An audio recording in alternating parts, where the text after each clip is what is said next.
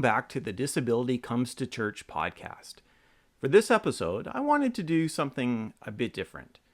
My thesis for my Doctor of Ministry degree was on small churches and disability ministry. I hope to draw on a number of themes that came up in my research, but for this episode, I thought I would share one part that was from the biblical section of my thesis, specifically the part that was on the image of God. I have since done more on this topic, but these are some of my initial thoughts. I will be reading for my thesis, so it may sound a bit more academic than some of the other episodes. However, I think reflections on what we mean about the image of God are extremely important for us as we talk about how to fully include disabled people into the church. The first passage that must be examined to prepare for disability ministry is Genesis 1:26-27. This is an essential passage for understanding biblical anthropology, as it is here that humankind is described as being created in the image of God, imago Dei. Is this passage about an individual or humanity that is created in the image of God? Genesis 5:1-2 clearly makes the move from the individual to humankind. The Hebrew Adam is used in two different ways in Genesis 5:1-2, both as a proper name for the first human and for humankind. It is significant that this passage takes place after the fall, and thus the image bearing is not erased by the sin of Adam. It is common to assert that all people are to be treated with respect and dignity because of the imago Dei. It's also a challenge for interpreters, as the description of the image of God is, quote, broad, complex, and vague. This is especially important to disability ministry because how the image of God is understood will shape who is considered to have value. If the image of God refers to the physical form of humans, then those with a less typical physical form could be understood as reflecting less of the divine image.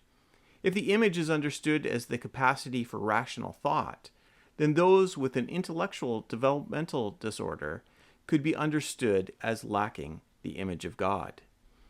The concept of image in terms of creating images of God was expressly forbidden, receiving a prominent place in the Ten Commandments. While humans were not to create images, God was able to create his own image within humanity. Two different Hebrew words, tselem and demuth, are used for the image in Genesis 1:26. There is some debate as to whether image and likeness have the same meaning in this passage. Following the majority of scholars, tselem and demuth will be taken as two ways to say the same thing. That humankind is created in the image of God is clear, but the nature of that image has been interpreted in a number of ways. Walter Brueggemann understands the image as, quote, a mandate of power and responsibility. This interpretation can be problematic to developing a disability theology. In many ways, people with functional impairments are left out of power structures and are limited in their use of authority. Brueggemann's interpretation, while having some merit, could lead to an understanding of people with impairments as demonstrating less of the divine image than those whose physical or intellectual state allows for acting in power and authority. Gordon Wenham agrees with Brueggemann's idea of power and authority, seeing humankind as God's vice-regent. However, Wenham acknowledges that this only describes the consequences of the image and does not explain the image itself, which he understands as the things that God and humanity have in common. Wenham writes that, quote, God and man see, hear, and speak. This view focuses on what humans can do, even though some of the most common impairments found in the Bible are the blind, the deaf, and the mute. It may be that the use of these senses represent the ideal that not all people experience. However, there are other options for understanding the image of God. Victor Hamilton sees a parallel in the image of God to royal identity in Egyptian and Mesopotamian society. According to Hamilton, in the Old Testament, quote, all humanity is related to God, not just the king. Here, the image of God is not so much about the royal role, such as acting in authority, as it is in the royal identity, that is, having a connection to the deity. C.L. Crouch sees Genesis 1:26-27 as being primarily about humanity's divine parentage. This concept of divine parentage is elaborated in the New Testament in John 1:12-13 and Romans 8:14-17. Another interpretation of the image of God is that the image is about the human ability to have relationships with God and other people.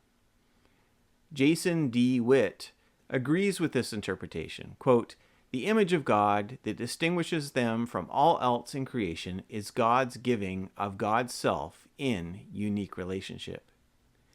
Humans reflect the image of God in that they are in relationship with the God who gives us personhood. In the connection to God, all humans are connected to each other. If the image of God is understood not in terms of appearance or ability, but in terms of relationships, both with God and the rest of humanity, there is the potential to use this image as a tool to break down barriers that people with functional impairments face. Sarah J. Melcher concludes, quote, the levels of relationship among God, humanity, and creation model the kind of relational support that can be very helpful for people with disabilities. While there is something positive for people with impairments in this passage, it must be noted that interpretations of this passage that focus on ability do exist. The vagueness of the idea requires focused teaching on the image of God in the local church context. John Walton sees the image of God as something conferred on humanity corporately rather than individually. Relevant for disability theology, Walton rejects the idea of the image of God as a set of psychological or neurological categories. According to Walton, quote, the image is a status, not a set of capabilities. Because the image of God is a status, it is not based on physical or mental characteristics. It is something for all people, and there is no room for the idea of some people having more or less of the image than others. This is important for this discussion because of the spiritual damage that results from excluding some people from the image of God. Walton does not see the image of God as being about relationality, although he accepts that the image could lead us to relationships. Walton's view of the image of God shows great promise for developing an anthropology that is truly inclusive. Genesis 1:26-27 helps to develop a biblical anthropology that is essential for disability ministry. Since, as Bosman argues, quote, the image of God in every man and woman is a source of dignity and worth to all peoples. There is no room for excluding people based on ability.